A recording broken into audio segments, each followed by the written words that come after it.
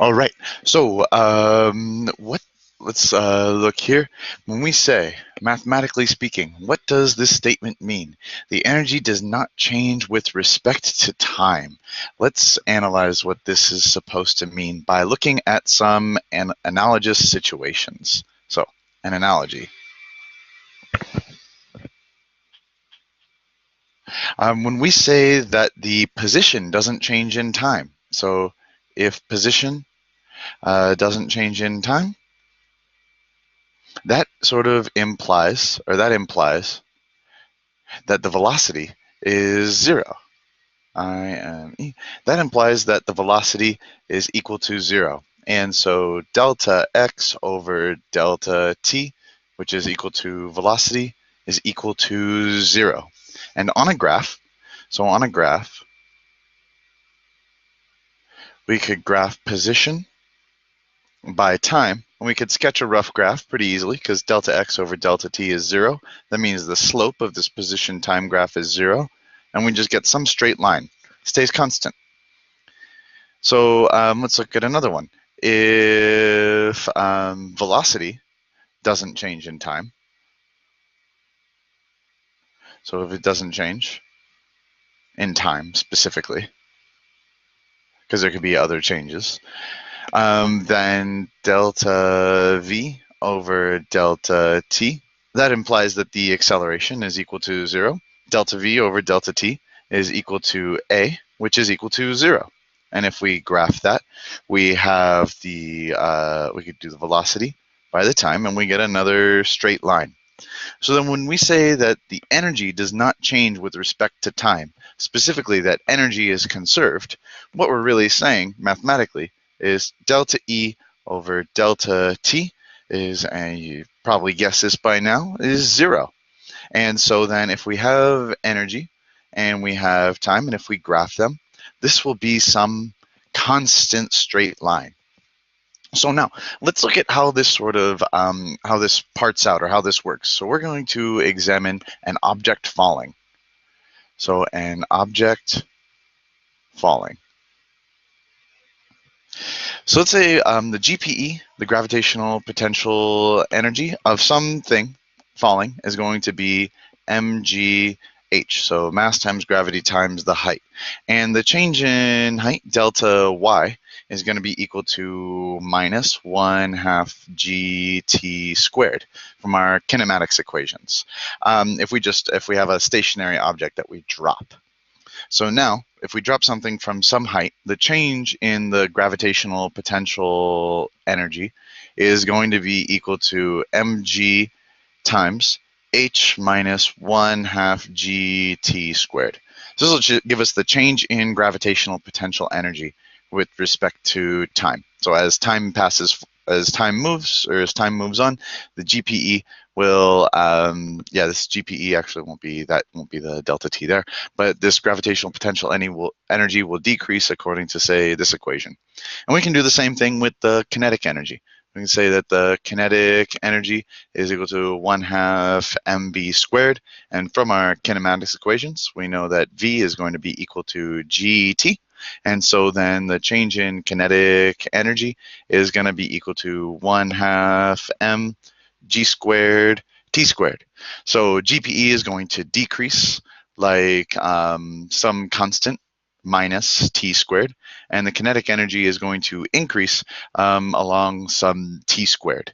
So then if we put this in a graph of energy versus time, we could have this, we'll have an axis, and we're just going to do a little rough sketch. We have energy, we have time, and so we know that this total is equal to some number here.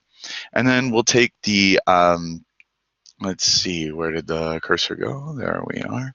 So we'll take the, in blue, we'll have this gravitational potential, which will start high and then gradually decrease along some parabola. So this will be the GPE. And then the remainder of this graph, you notice that if you take this, you'd have to flip it upside down and reflect it. But this, the remainder of this energy must be the increases along the lines of T squared, and it must be the kinetic energy. And so this kinetic energy, it should be down here. Sorry about that. Goes there, and then, oh,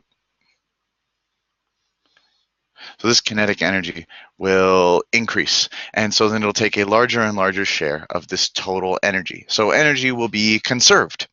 And so we can do this for a simple a simple problem, or for a more complicated example. So let's look at what would happen if we included drag. So if we include drag,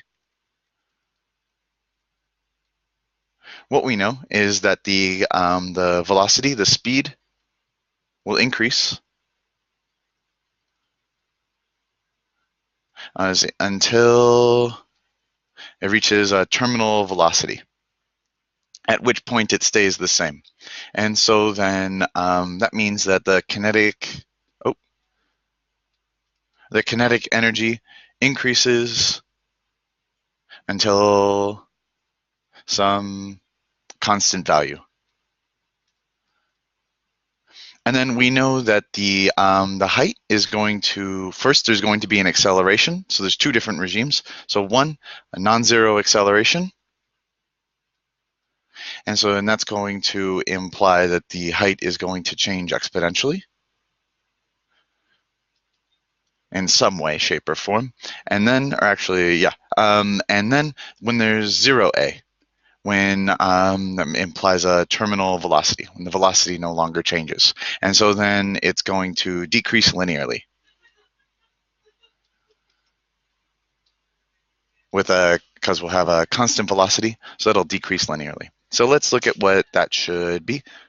We'll have energy and we'll have time. And so then in blue, we'll have, or let's draw in this total energy. So we'll have a total energy along these lines.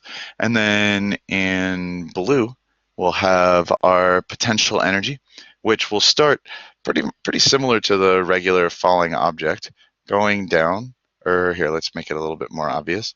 So it'll start going down as such exponentially, and then say here, it'll hit some linear regime, and then that'll start decreasing linearly to zero. And then the kinetic energy, it will increase. So it won't increase linearly, and it won't be quite the same as the change in the potential energy, because we'll have drag here as well. But it'll go close to that energy, and then that drag force will start to become more powerful, so that kinetic energy will start to diverge from there, and then you'll reach this terminal velocity point, and then the kinetic energy will have about this constant velocity. So this kinetic energy will be here. Oh, so we'll have KE here. We'll have the potential energy in blue again. So this will be the gravitational potential energy. And then we have this whole leftover chunk. And this leftover bit goes all the way up in here, gets a little bit larger and larger, and then starts to dominate to take a larger and larger share of all of the energy. And this will be the energy lost to drag. And so as you can see, when we use conservation of energy, the gravitational potential energy plus the energy that is being, the energy lost to drag plus the kinetic energy will always add up to the same value this whole way along as time continues onwards.